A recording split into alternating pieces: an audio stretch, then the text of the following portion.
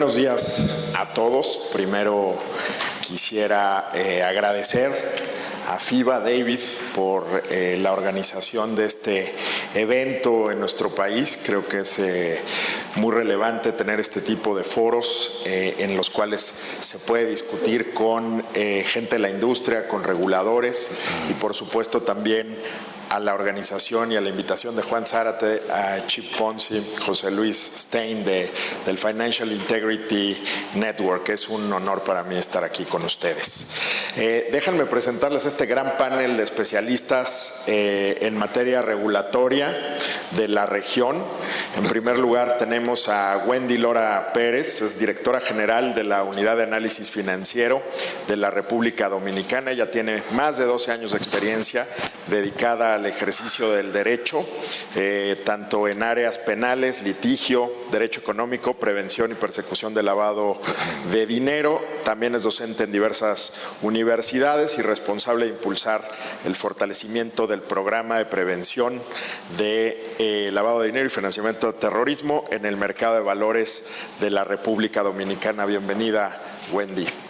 En segundo lugar, a Sandro García Rojas Castillo. Él es vicepresidente de Supervisión de Procesos Preventivos en la Comisión Nacional Bancaria y de Valores, también un experto en el tema, es abogado, tiene diversas maestrías y está certificado por ACAMS y la Comisión Nacional Bancaria en materia de prevención de lavado de dinero. Ha sido profesor en diversas universidades, ha trabajado en el Sistema de Procuración de Justicia de México y ha estado muy involucrado en foros internacionales, en la evaluación del GAFI a México y bueno, pues también ha trabajado en las oficinas de la Procuraduría General de la República en diversas partes del mundo. Es verdaderamente un experto en el tema y un placer tenerlo acá. Bienvenido, Sandro. Gracias. En tercer lugar tenemos a René Menéndez. Él es director de la División de Prevención y Control de Operaciones Ilícitas de la Superintendencia de Bancos de Panamá. René tiene una maestría en Administración de Empresas y un posgrado en Alta Gerencia en Panamá. Es licenciado en Comercio, posee una vasta experiencia profesional en el sector privado y gubernamental. Ha trabajado en empresas como Young & Young, Panama Canal Company, en el Ministerio de Gobierno y Justicia y el Ministerio de Relaciones Exteriores. También es un placer tener aquí a René. Bienvenido.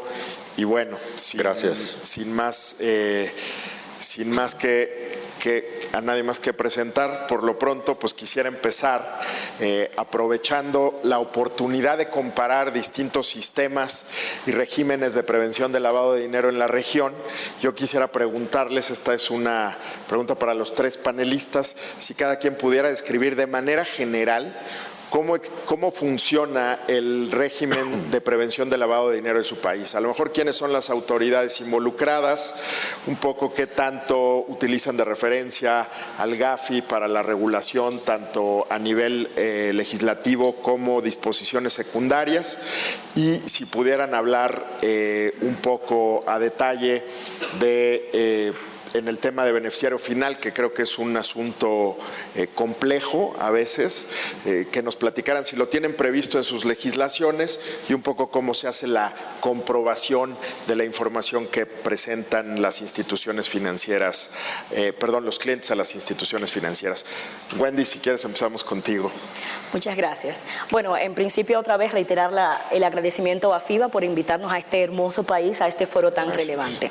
Mira, con respecto a la República Dominicana, nosotros recientemente fuimos evaluados por el Grupo de Acción Financiera GAFILAP al que pertenecemos y de acuerdo con los resultados de la evaluación en lo que respecta al tema legal, estamos, y fueron palabras textuales de los evaluadores, tenemos un sistema legal ampliamente en línea con los estándares internacionales.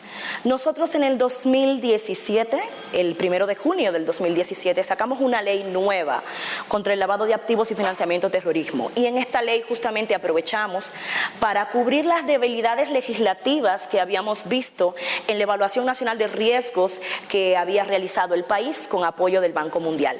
¿Qué pasa? Nosotros teníamos una ley de lavado de activos que fue aprobada en el 2002. No obstante, había sido trabajada 99-2000 y sabemos que el 11 de septiembre marcó un antes y un después para todo lo que es el sistema de prevención antilavado de activos al adicionarse todo el tema de financiamiento al terrorismo. Nosotros, al tener una ley previa a este acontecimiento, aunque sacamos una ley de terrorismo después, teníamos muchas partes que faltaban. No teníamos muy claro el cómo podíamos congelar fondos para designados, cómo podíamos cumplir con el tema del país, poder designar propios terroristas en el caso de que sea necesario, aunque de acuerdo a nuestra evaluación y de acuerdo a lo que también juzgó los evaluadores, nosotros tenemos un riesgo bajo en financiamiento de terrorismo, pero no teníamos la herramienta legal para poder hacer frente si teníamos esa situación. Todo eso fue cubierto en esta ley. Y aparte de la ley como tal, salieron los reglamentos que operativizaron el cómo íbamos a aplicar ese marco legislativo. Y los reguladores, que aprovecho y te empiezo a comentar, en nuestro país no es, por ejemplo, como existe en Colombia, no conozco muy bien en ese punto la realidad mexicana, pero creo que es parecido.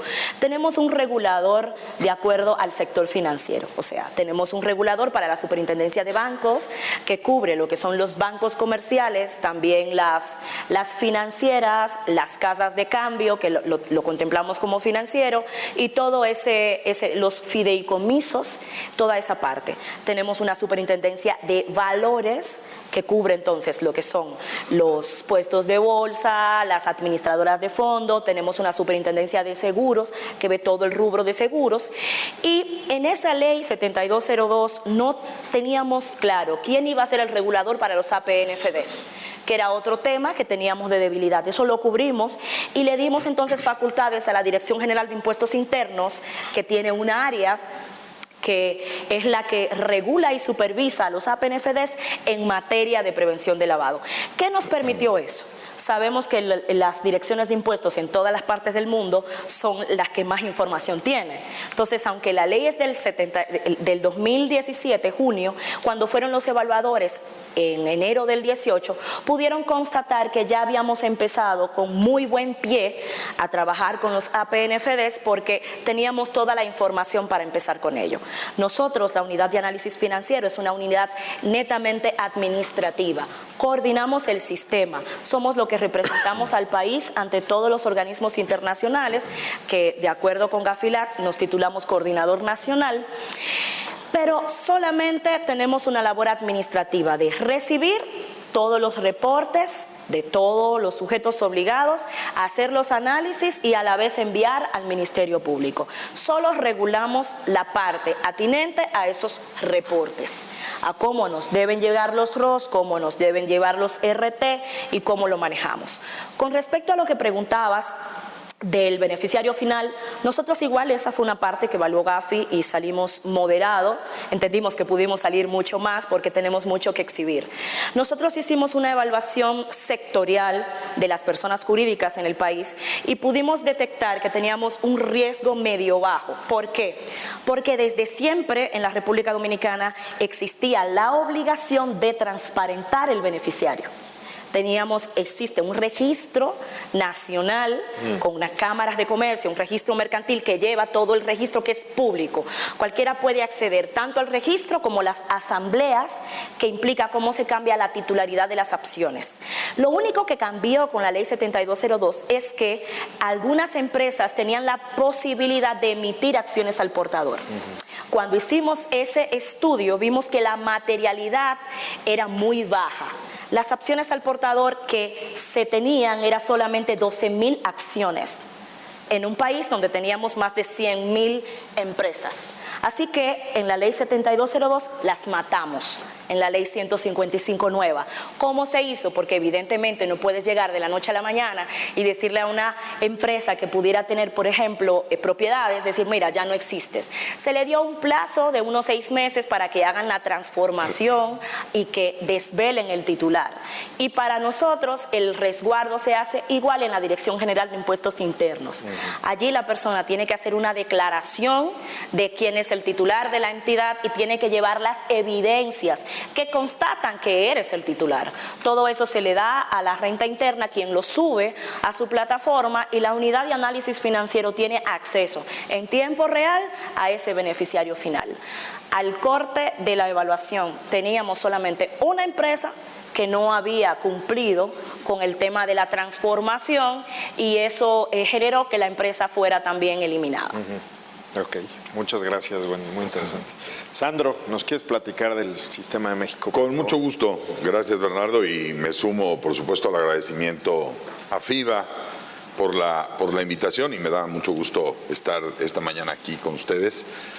Me complace mucho que quien fue mi jefe y además un extraordinario servidor público y un querido amigo sea hoy el moderador del panel, así que gracias, me distingue mucho estar, por supuesto, con Wendy, con René, y con mucho cariño. Gracias.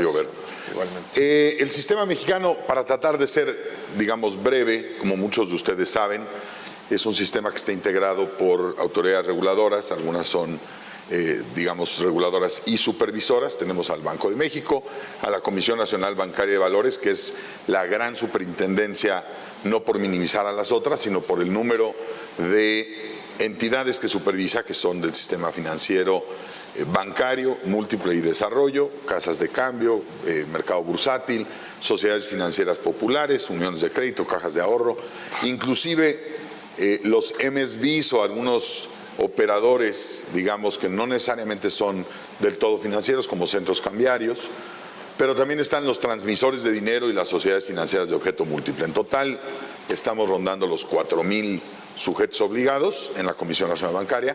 Por otro lado está la Comisión Nacional de Seguros y Fianzas, que tiene afianzadoras y aseguradoras, y finalmente la CONSAR para el sistema de ahorro del retiro. Tenemos, por supuesto, una unidad de inteligencia financiera que hace las veces de una autoridad central frente a organismos internacionales. Como lo dijo Wendy, sucede lo mismo en nuestra UIF, en la UIF mexicana.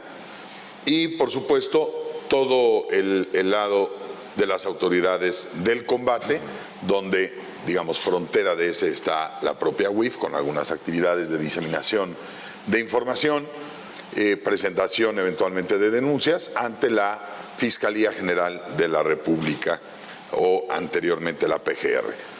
Y por supuesto instancias de seguridad o de inteligencia como la Secretaría de la Defensa, la Marina y la Secretaría de Seguridad Pública, grosso modo.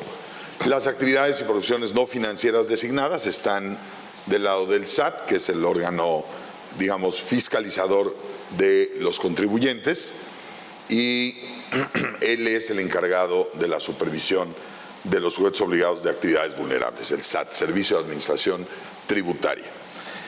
GAFI es para nosotros un referente, por supuesto es un referente. GAFI es un punto de partida, quizás para todos los países que estamos bajo sus recomendaciones y que aspiramos a tener no solamente un cumplimiento, sino una efectividad de las reglas que GAFI emite. Sin embargo, también debo decir que vamos mucho más allá de lo que GAFI determina. Y un ejemplo de esto es, y sin querer meterme en parte de lo que hoy platicaremos, la parte de fintech o de activos virtuales, donde la recomendación 15, por ejemplo, de GAFI está hoy en un hombres trabajando, tiene un letrero que dice hombres y mujeres trabajando en la recomendación 15, y la legislación mexicana ya contempla prácticamente algunos de los estándares que se están hoy discutiendo a nivel internacional. Esto significa que México también va, digamos, más adelante de lo que las recomendaciones dictan. Ayer en alguna de las charlas comentaba que si nos esperamos a que la norma o la regulación sea ad hoc a las necesidades de alguna forma del mercado, corremos el enorme riesgo de generar un impasse o un paréntesis que no necesariamente nos ayude desde una perspectiva de prevención constante. Y de tal suerte nosotros confiamos desde la Comisión Nacional Bancaria de Valores, y así lo hemos hecho, en emitir guías, por ejemplo, en ir con mejores prácticas en la banca corresponsal, para poner un ejemplo. La banca corresponsal hoy para México es un factor, como lo ha sido desde hace muchos años, muy importante. Y si nos esperáramos a que las reglas o las mejores prácticas estuvieran asentadas en la norma y con esto a implementarlo dentro de los programas que se están llevando a cabo en las diferentes instituciones, perderíamos un lapso de tiempo, de tal suerte que no nada más somos proclives desde la autoridad a que estas mejores prácticas se adopten, sino también a que queden inscritas en los manuales de las entidades para que nosotros desde nuestra labor de supervisión podamos hacer una tarea de justamente revisión de esas mejores prácticas dentro de los manuales. Se convierte en obligatorio cuando una de las instituciones adopta esas prácticas en su manual interno. Nosotros como regulador o supervisor podemos entrar a observar, digamos, esas reglas, ¿no? De manera muy general. Muchas gracias, Sandro. Muy buena explicación del régimen. Adelante, René. Sí, muy buenos días y gracias por la invitación que nos hizo FIBA para participar aquí en este foro y en esta conferencia que es de mucho interés para nosotros. Y bueno, les comento, la historia de Panamá con respecto al tema de prevención de blanqueo de capitales, bueno, así lo establece nuestro marco regulatorio, un sistema de prevención para el blanqueo de capitales, el financiamiento del terrorismo y el financiamiento para la proliferación de armas de destrucción masiva, que es la Ley 23, es el nuevo marco regulatorio emitido en el año 2015. ¿Qué sucede? Antes de eso, en el 2014 nosotros, Gafi nos incluye en la lista, en la famosa lista gris, porque Panamá en el año 2012 fue evaluado bajo las 40 recomendaciones, las 40 más 9 recomendaciones en el estándar anterior y mostró muchas debilidades significativas, que a raíz de eso entramos a la lista gris. En ese sentido, Panamá estableció un plan de acción y esto les voy a hacer el cuento no muy largo porque la historia es bien larga. Voy a tratar de ser lo más resumido posible para que conozcan la historia de Panamá y por todo lo que hemos pasado nosotros, igual que el resto de sus países.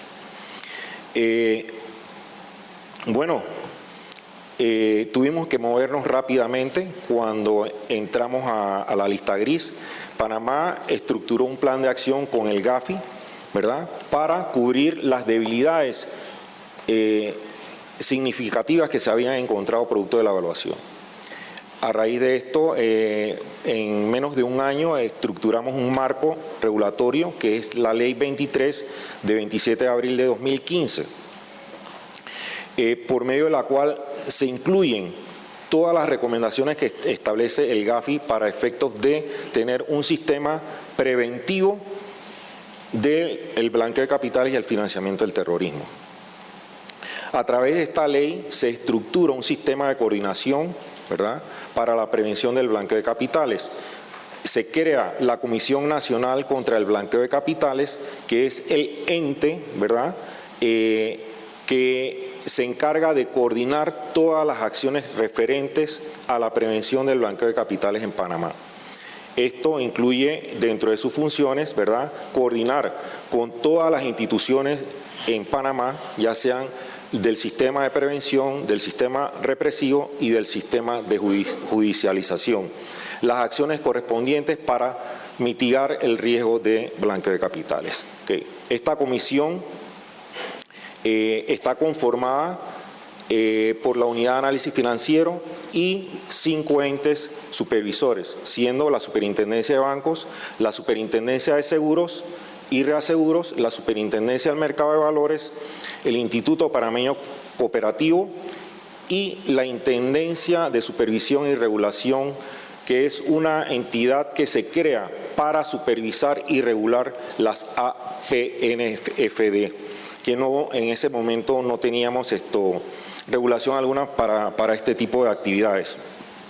Sin embargo, ya los supervisores financieros ya teníamos cierta experiencia con respecto a el tema de el lavado de dinero y la supervisión de nuestras entidades y el cumplimiento de nuestras entidades con respecto a esto. No es que no teníamos nada, sí teníamos un marco anteriormente, que era la Ley 42 del año 2000, que se quedó totalmente desfasada porque pasaron 15 años para que nosotros pudiéramos estructurar un marco acorde a lo que establecía a los requerimientos del estándar.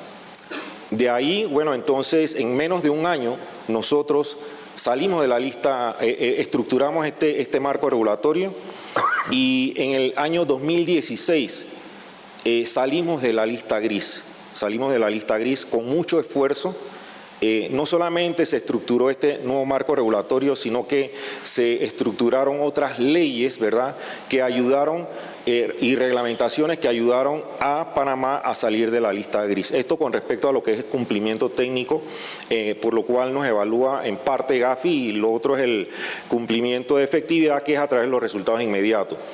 En el año 2017, en mayo de 2017, entramos en un proceso de evaluación mutua. De allí la evaluación arroja resultados consideramos bastante positivos para Panamá, puesto que de las 40 recomendaciones, 35 de estas recomendaciones estaban entre cumplidas y mayormente cumplidas. Solamente quedamos con 4 parcialmente cumplidas y una no cumplida, que era el tema de transparencia, la recomendación 24 sobre transparencia y conocimiento del beneficiario final, que ahora vamos a tener ese tema. De allí entramos en un seguimiento intensificado con el Gafi y con Gafilat, con el grupo revisor, el ICRG de Gafi, y con el grupo de evaluadores de Gafilat. Hemos tenido varios face-to-face, en la cual hemos mostrado los avances que ha tenido Panamá, y consideramos que hemos tenido muchos avances con respecto a lo que teníamos anteriormente. Panamá, por su posición geográfica y por los vecinos que tenemos, ¿verdad?, es un país definitivamente vulnerable. Y de allí efectivamente se estructuró una evaluación nacional de riesgo, una estrategia nacional de riesgo que en estos momentos está en proceso de actualización, y que esperamos que en diciembre de este año ya tengamos esto actualizado acorde a los señalamientos que nos hace Gafi con respecto a financiamiento del terrorismo. En Panamá nosotros no tenemos terroristas, pero por nuestras fronteras y por la versatilidad de nuestro sistema financiero somos vulnerables a que se den situaciones de financiamiento al terrorismo. Entonces estamos estructurando todo este andamiaje de la estrategia y de la evaluación nacional de riesgo de tal manera que recojamos estos aspectos. Porque ese fue uno de los señalamientos que nos surgió en la evaluación. ¿Aló? ¿Se fue? Ok. En la evaluación mutua en el año 2017.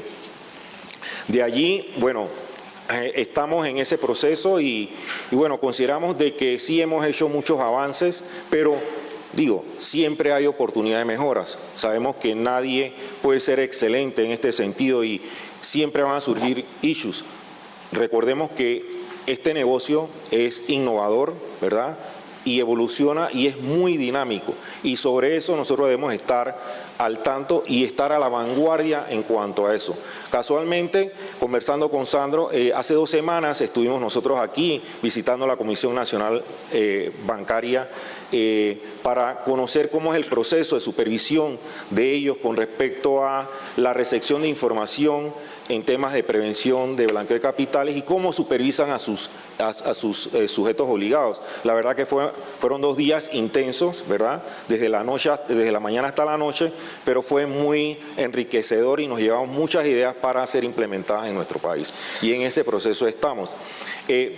Con respecto, y continuamos en el seguimiento intensificado, tanto por el ICRG, por el grupo de valor de Gafilat, y consideramos de que sí hemos hecho muchas mejoras a nivel de país.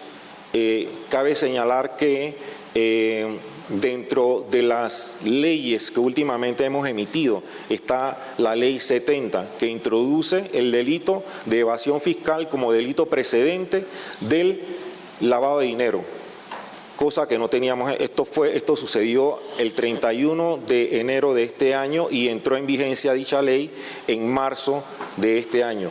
En abril de este año tuvimos el face-to-face con Gafi en Miami. Nos hicieron señalamiento de que efectivamente nos tocaron la espalda, muy bien, pero tienen que mostrar efectividad, eficacia en esto. Digo, la ley está reciente y bueno, ya se darán situaciones de que esto, en cuanto a temas de evasión fiscal y cooperación internacional sobre todo, que es lo que ellos nos resaltan. Muchas gracias, René.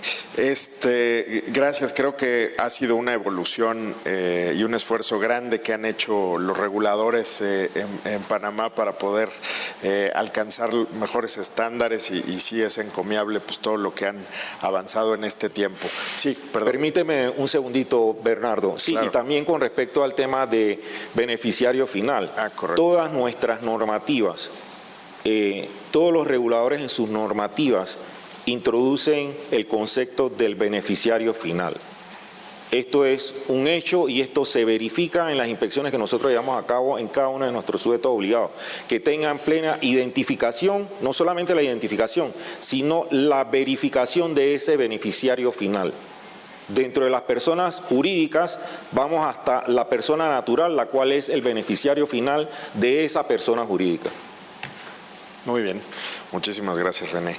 Y déjenme presentar rápidamente a Guillermo Dairaut, él es director de supervisión de la Unidad de Información Financiera de Argentina. Bienvenido, Guillermo. Estábamos discutiendo de manera muy breve, si pudiera hacernos un resumen, cómo está el régimen de prevención del lavado de dinero en Argentina. Un poco quisiéramos conocer quiénes son las autoridades relevantes a nivel de leyes o disposiciones, cómo está configurado el sistema y si quieren después de eso podemos empezar a platicar de otros temas relativos a pues, la transformación digital en el sector financiero. Adelante, Guillermo. Bien, bueno, ante todo muchas gracias a FIBA por la invitación, por la posibilidad de participar en este evento tan importante, escuchar lo que se está pensando a nivel mundial en materia de lavado y la posibilidad de compartir el panel con tan prestigiosos colegas. Bueno, yo lo que quería hablar un poco es de las medidas que adoptó la Unidad de Información Financiera para fortalecer el sistema preventivo en materia de lavado y después voy a hablar un poquito de cómo está integrado el sistema en materia de prevención. Bueno, uno de los objetivos que se planteó la Unidad de Información Financiera ya por comienzo del 2016, cuando inició la gestión, fue el de aumentar la efectividad de su sistema preventivo que veíamos que tenía bastantes vulnerabilidades. Y como ruta para alcanzar ese objetivo de aumentar la efectividad de ese sistema, lo que se planteó es alcanzar el mayor grado de cumplimiento, la mayor profundidad posible de cumplimiento con los estándares del GAFI y en particular con las normas en materia de aplicación del enfoque basado en riesgos y de la recomendación número 35 del GAFI sobre la necesidad de contar con sanciones efectivas, proporcionales y disuasivas. Y en base a este objetivo fue que se adoptaron toda una serie de medidas tendientes a ello.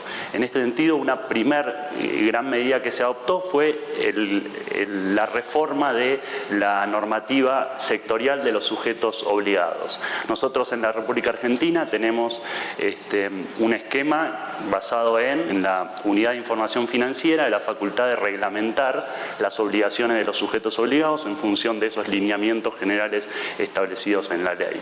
El esquema normativo argentino actualmente vigente, la mayor parte de las normas sectoriales datan del año 2011 y se fundan en un esquema de cumplimiento básicamente formal, en cumplimiento de requisitos bastante formales y relativamente uniformes para todos los sujetos obligados.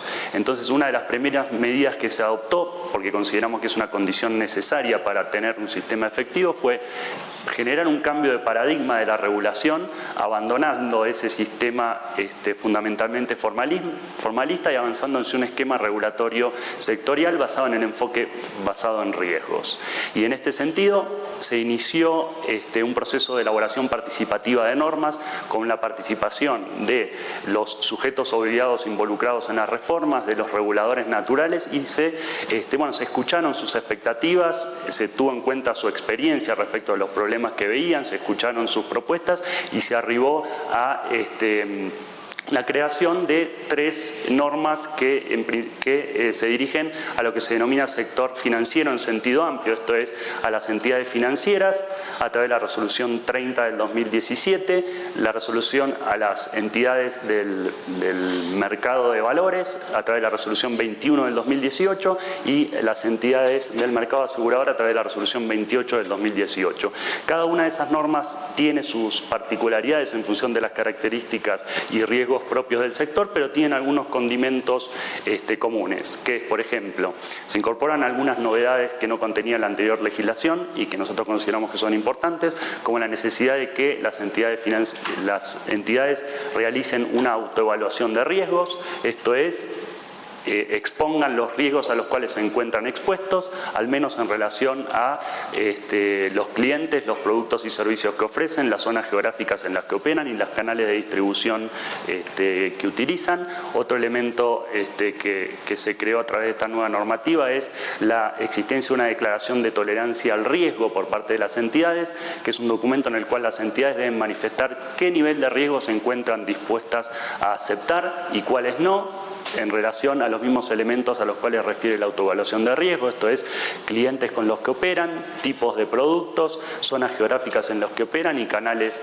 de distribución a través de los cuales operan, y exponer las razones por las cuales se encuentran dispuestas a aceptar determinados riesgos y no aceptar otros. Se incorpora también la evaluación de un revisor externo independiente, que es un profesional con acreditada experticia en la materia, que va a tener que hacer un diagnóstico respecto de la situación, la efectividad del sistema preventivo y efectuar las recomendaciones que estime pertinentes para superar las debilidades. Y un tercer gran elemento que se incorporó fue el establecimiento de 3 niveles de debida diligencia en función de cada situación que se afronte. En este sentido se establece una debida diligencia reforzada para las situaciones consideradas de riesgo alto, una debida diligencia moderada para las situaciones de riesgo normales o estándar y una debida diligencia simplificada para las situaciones de riesgo bajo. En este sentido, los sujetos obligados tienen que efectuar una evaluación de qué situación consideran como de riesgo alto, medio o bajo, y en función a eso aplicar las reglas de la debida diligencia. La reglamentación establece cuáles son las medidas que involucra cada uno de los niveles de debida diligencia, pero con autorizaciones a los sujetos obligados para que determinen en determinadas circunstancias cuáles van a ser las otras medidas concretas necesarias para afrontar esas situaciones.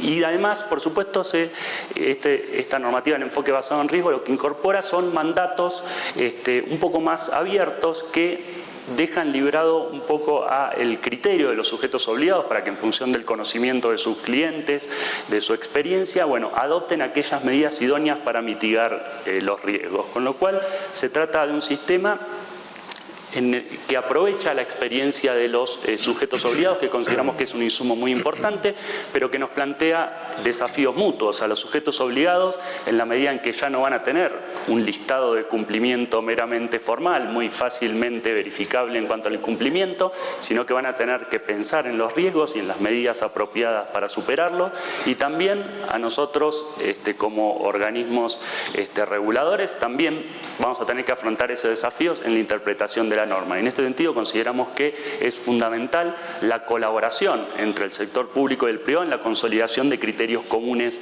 de aplicación de la normativa. Esto en cuanto a la normativa sustancial de los sujetos obligados. Además, se incorporó este cambio en la normativa, fue acompañado por una modificación de la normativa que regula las supervisiones para adaptarlo también al enfoque basado en riesgo, y básicamente lo que establece esta nueva normativa de supervisión del enfoque basado en riesgo es la posibilidad de distintas alternativas, distintas herramientas a cargo de la supervisión para resolver las situaciones de incumplimiento. En este sentido, frente a situaciones de apartamientos meramente formales de la normativa, la Dirección de Supervisión tiene la facultad de efectuar una observación y disponer el archivo de la actuación. Frente a situaciones ya en las cuales se observan apartamientos que revisten cierta relevancia, pero que no resultan graves o sistémicos, ni implican un riesgo para el sistema preventivo, la Dirección de Supervisión va a tener la facultad de imponer lo que se denomina una medida correctiva, que son directivas, órdenes de cumplimiento que pueden ser inmediatas o diferidas en el tiempo, pero lo que tienden es a subsanar esa situación de incumplimiento. Con lo cual, situaciones que antes derivaban necesariamente la sustanciación de un sumario con el consiguiente dispendio de actividad administrativa y el transcurso del tiempo necesario para esa sustanciación, hoy en día pueden resolverse en la instancia de supervisión, teniendo en cuenta que se tratan de cuestiones que no involucran aspectos graves, entonces no son casos que ameritan la imposición de una sanción y se solucionan en esta instancia previa de supervisión. La tercera situación es cuando sí se detectan incumplimientos graves o sistémicos o que colocan en riesgo el sistema, y en ese caso lo que se hace es también, por un lado se adoptan medidas correctivas, que en este caso se llaman planes de regularización, y paralelamente se instruye un sumario. Pero en definitiva, en resumen, lo que se busca es el pleno empleo de las medidas correctivas como elemento preventivo, tendiente a subsanar en forma inmediata el incumplimiento, restablecer la vigencia del sistema preventivo, que es en definitivamente el objetivo, uno de los objetivos prioritarios del sistema preventivo. Después, cerrando, también la consolidación del enfoque basado en riesgo en la instancia sumarial, mediante la incorporación de la categoría, mediante la ponderación de cómo impacta el incumplimiento desde un punto de vista del enfoque basado en riesgos, evitando interpretaciones meramente formalistas que pueden llegar a soluciones irrazonables. Eso en una medida, y después al momento de determinar la consecuencia jurídica que corresponde frente al incumplimiento, esto es la posibilidad también de imponer en sede sumarial una medida correctiva o una sanción. Muy bien. Muchísimas gracias a los cuatro por la explicación de los sistemas. Creo que es importante conocer ese marco para entender ahora con lo que está ocurriendo pues en todas las regiones del mundo y que tienen que ver con la transformación digital de las distintas industrias, cómo se adapta la regulación y las leyes que previenen el lavado de dinero, el financiamiento al terrorismo y en general los delitos financieros a esta nueva realidad, a esta transformación que la han curiosamente llamado la cuarta revolución industrial, no la transformación. Y esa cuarta transformación industrial o revolución industrial pues tiene que ver con que industrias como la agricultura, el entretenimiento, la medicina, el sector financiero están adoptando nuevas herramientas, inteligencia artificial, el aprendizaje de las máquinas, quantum computing y todo esto va a cambiar nuestra realidad y cómo producimos y cómo trabajamos. En ese sentido, yo quisiera preguntarle a cada uno de ustedes que nos pudieran comentar muy puntualmente si existe alguna industria fintech en sus países y cuáles son esas industrias que tienen mayor relevancia. Sandro podrá comentar aquí en México cuáles son las medidas que se han tomado en materia legal y de disposiciones secundarias, pero creo que es importante saber cuáles son las industrias. No todos los países son iguales, hay algunas que han tomado mayor relevancia y sobre todo cómo están pensando en regular estas disposiciones, estas nuevas industrias y negocios. ¿Por qué no empezamos contigo, Wendy, por favor? Tratemos de ser muy puntuales porque creo que es un tema que podemos explorar más y también llegar al tema de regulación y supervisión tecnológica. Adelante, Wendy. Mira, pasamos por primero inicialmente revisar de qué estamos hablando y hacer un distinto entre el hecho de si estamos utilizando las fintechs o las nuevas tecnologías como canales de distribución. Sí. Y ahí tendríamos que aceptar todos que ya tenemos una regulación para canales de distribución. Si son los propios ya sujetos obligados, o sea, las industrias financieras que están utilizando la tecnología para ofertar sus productos, que ya con lo cual igual está regulado dentro de la regulación general para sujetos obligados, o si se trata de nuevas industrias y nuevos productos. Me explico. Nosotros, por ejemplo, en la República Dominicana, en el mercado de valores existe una regulación específica que indica que cuando un puesto de bolsa, por ponerte un ejemplo, va a introducir un nuevo producto, tiene que hacer un análisis de riesgo de ese producto. e indicarle a la superintendencia cómo va a mitigar esos riesgos, no solamente riesgos operativos, sino también riesgos de lavado de activos. Con lo cual, si se trata de un producto de una industria regulada, también está cubierto. Ahora, ¿qué sí estamos viendo? En diciembre del 2018 tuvimos un congreso en la República Dominicana, el banco liderado por el Banco Central, junto con el Banco Interamericano del Desarrollo. Y se empezaba justamente a discutir qué vamos a hacer cuando se trata de una empresa dedicada en exclusivo a eso, que ya lo hay, y que no existe una regulación específica para eso. Ya en el Banco Central se está discutiendo un proyecto de ley y que uno de los modelos que se ha estado verificando justamente es la ley mexicana, para verificar qué controles específicos se pondrán en estos temas. Nuestra ley de lavado de activos contempla un Comité Nacional contra el Lavado de Activos en cabeza del Ministerio de Hacienda y del cual la UAF es secretaría, que tiene la posibilidad, luego de un análisis de riesgo, de definir nuevos sujetos obligados. Por tanto, al tener la regulación, tendríamos que pasar a hacer un análisis real de qué peso está teniendo en la economía esta industria, cuáles son sus riesgos para poder determinar si lo definimos como sujetos obligados. En la actualidad no hay una ley específica, hemos visto que sí están trabajando como canales de distribución y en ese punto está cubierto con lo que le exigimos a los sujetos obligados que hagan con respecto a los canales que utilizan en aquella debida diligencia que tienen que hacer para la tercerización de sus productos y cómo pueden cubrir sus riesgos internos. Perfecto, muchas gracias, Wendy. Sandro. En México, la industria fintech, digamos, ha tenido un auge importante, no nada más desde el nacimiento de la ley. La ley no fue generación espontánea, no amanecimos un día con un proyecto de ley.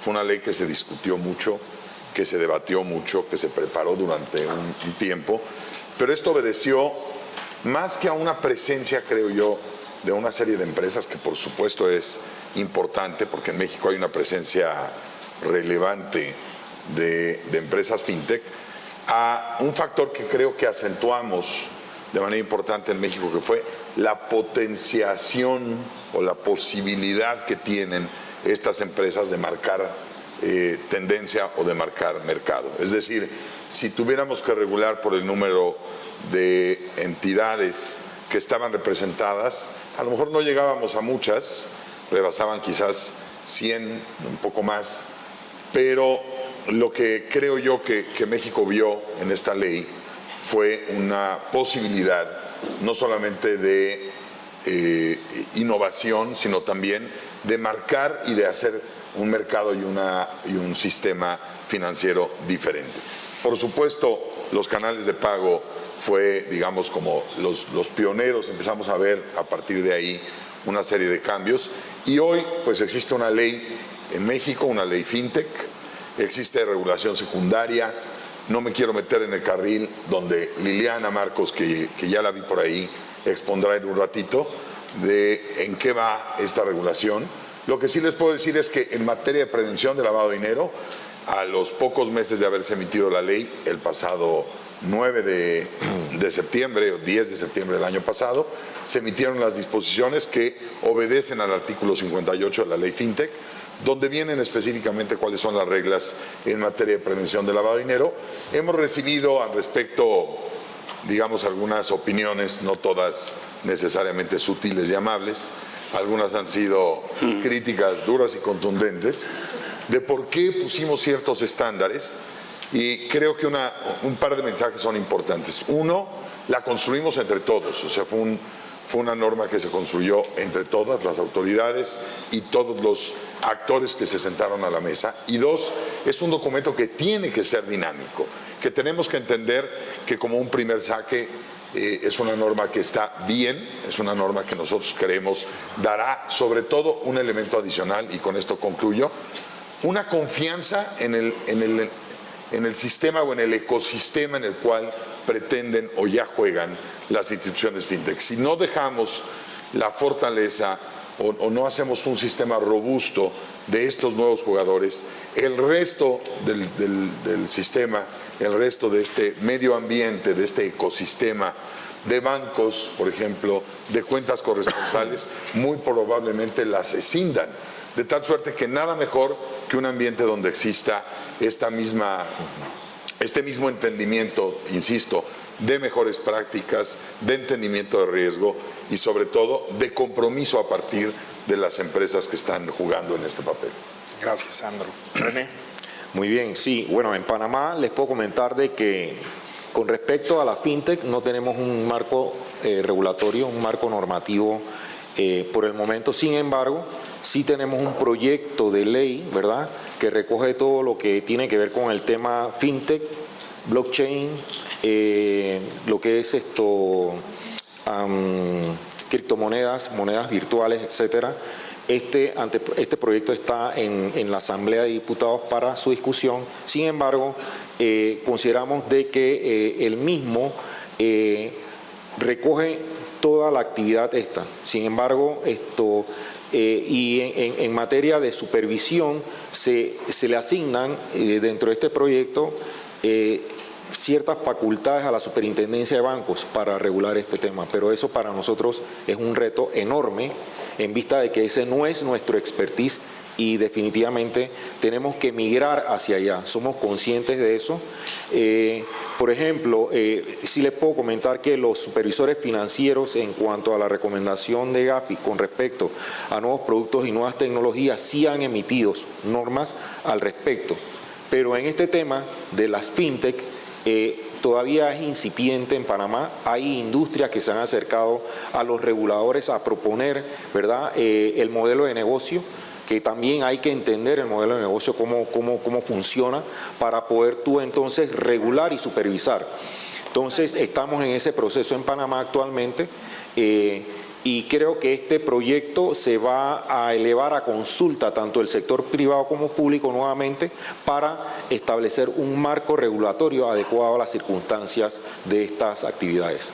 Muy bien, perfecto. Guillermo, ¿nos quieres platicar qué está pasando en Argentina? Sí, bueno, en Argentina estamos viviendo un proceso también de proliferación y de aumento de todos estos esquemas de fintech. La verdad es que en nuestro país no tenemos un marco regulatorio concreto, legal, aplicable, y está la discusión sobre las conveniencias de la regulación, hasta qué punto es conveniente y siempre teniendo en cuenta que la regulación que pueda hacer el Estado en esta materia tiene que partir de la comprensión del negocio, de las necesidades, y no establecer en definitiva reglas abstractas que en definitiva puedan terminar interrumpiendo el desarrollo de los negocios, que eso es un objetivo que siempre debe evitar el legislador.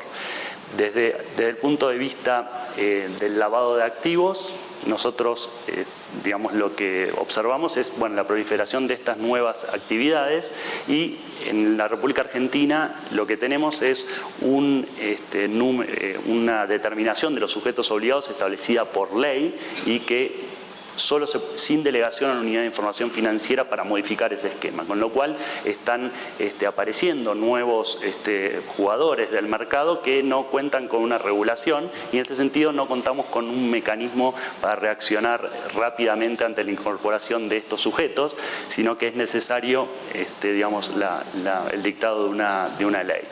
Pero en cuanto a la reglamentación, en particular en materia de lavado de estas actividades, muchos de los sectores que desarrollan estas actividades en realidad están, algunos no, pero otros sí están interesados en contar con un marco regulatorio concreto que les dé certezas acerca de cuáles son las obligaciones que tienen que cumplir y cuáles no. Y en ese sentido, lo que está trabajando la Unidad de Información Financiera está trabajando en pensar estos nuevos esquemas, en las necesidades regulatorias, y lo está haciendo codo a codo con el Banco Central de la República Argentina a través de mesas de trabajo periódicas, para llegar a una idea conjunta sobre el rumbo que debe tener la reglamentación en la materia, y eventualmente, en caso de que sea necesario, proponer al Congreso de la Nación los proyectos de modificación normativa que resulten adecuados. Nos quedan casi 5 minutos de panel. Yo quisiera preguntarles, hoy también esta revolución digital pues no solo toca a las empresas o a las instituciones financieras, también ha tocado a los reguladores. Tenemos nuevas herramientas que en segundos permiten ya no revisar muestras de bases de datos para ver si las entidades están cumpliendo o no con los requerimientos en materia de prevención de lavado de dinero, sino son herramientas que permiten en segundos revisar bases de datos completas de instituciones bancarias con millones de clientes. Estas herramientas las conocemos como RegTech en el caso de las herramientas que utilizan los reguladores y SupTech en el caso de los regulados. En alguno de los países que aquí están representados, ¿han utilizado, ya han incorporado estas herramientas y nos podrían platicar un poco cómo funcionan? Sandro. Sí, digamos, estamos convencidos en la Comisión Nacional Bancaria que el reto es del tamaño en que quieres verlo a veces. Y no podíamos darle la bienvenida a un sector como FinTech sin entender concretamente qué hacían, cómo funcionaba. Y también, no quiero decir ni utilizar el término lo obsoleto que podía estar la supervisión, sino las áreas de oportunidad que la supervisión tiene desde esa perspectiva. Llegar a una institución financiera, tratar de supervisarla como se ha hecho en los últimos 10 años, con esta revolución y con esta agilidad y con este movimiento, podría parecer incluso anquilosado, oxidado. De tal suerte que en la comisión lo que hicimos fue, con la aportación de diferentes instancias, incluso de carácter no gubernamental, con la Fundación Rockefeller, con la Fundación de Bill y Melinda Gates, se fondeó un proyecto que se llama R2A, digamos, Regulator for Accelerator, o Accelerator for Regulators. Perdón, es que hoy se me lengua la traba un poco. Y lo que quiero decir con esto es, desarrollamos una plataforma que hoy está en un nivel de uso piloto, pero que estamos por concluirla seguramente a finales de este año, a partir de la cual podremos conectar la información de las instituciones a donde vamos en visita y con una serie de algoritmos preparados por la gente de la Comisión Nacional Bancaria. Quizás hay dos grandes herramientas en este tema de inteligencia artificial. Uno, la información que tiene. Dos, la información, digamos, la base de datos que tiene, la información o la inteligencia que tú le aportas, y un tercer factor que es la inteligencia que de manera predictiva va generándose con la revisión de estas bases de datos. De tal suerte que hoy tenemos este primer ejercicio, un protocolo, una plataforma que vamos a poder conectar en las visitas, que la información se va a procesar en segundos, literalmente, y podremos detectar estas incidencias de riesgo, estas diferencias en el tratamiento de los clientes, estas anomalías o comportamientos por parte de la entidad, donde nosotros podremos poner un hincapié en la supervisión. Gracias. Wendy. Bueno, te puedo contar dos experiencias. Primero, la que tuve como supervisora en la Superintendencia de Valores de la República Dominicana. Nosotros en la superintendencia, como recibimos todas las operaciones del mercado diario, previo al cierre de las operaciones a la base de datos de la superintendencia, ya se viene trabajando con modelos predictivos que desde la superintendencia, desde el área de supervisión de lavado y de riesgos, se generan una especie de supervisión extracito que te ayudan a modelar el riesgo de las entidades y de los clientes concretamente para elegir los casos que se van a monitorear en la supervisión. Esto si bien no todavía se puede llamar una rented, es un primer avance y tengo entendido que ya están viendo cómo mejorar la plataforma. En la UAF estamos en medio de implementación de una plataforma nueva con la ayuda de la UNODC, que justamente estamos tratando de ver cómo toda esta información que tenemos la podemos utilizar de la manera más efectiva.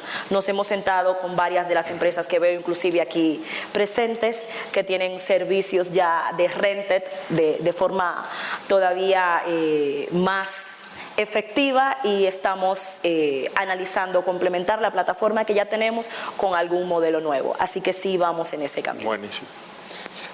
Bueno, miren, creo que a lo mejor si algún mensaje derivado de mi experiencia como regulador puedo compartir con ustedes es el que tanto reguladores y reguladores con la calidad de los que tenemos aquí, como la industria, tienen que, sin lugar a dudas, incorporar estas nuevas herramientas, tanto a la regulación para que se dé certeza, lo comentaba Guillermo, lo comentaba René, es importante tener certeza para los regulados con unas ciertas reglas que permitan a estos nuevos jugadores desarrollarse y mitigar los riesgos también que generan al sistema financiero.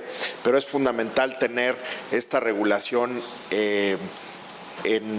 emitida, y es algo en lo que en general el mundo está trabajando. Del lado de la industria, las herramientas de supervisión SupTech son absolutamente eficientes porque les van a reducir costos, les van a reducir errores de manera muy relevante. Y hay muchos ejemplos. Creo que es importante que en general se analicen y se adopten estas nuevas tecnologías. Yo, sin más, quiero agradecerles a nuestros distinguidos panelistas las exposiciones que hicieron, su presencia, y a ustedes por su atención. Muchas gracias.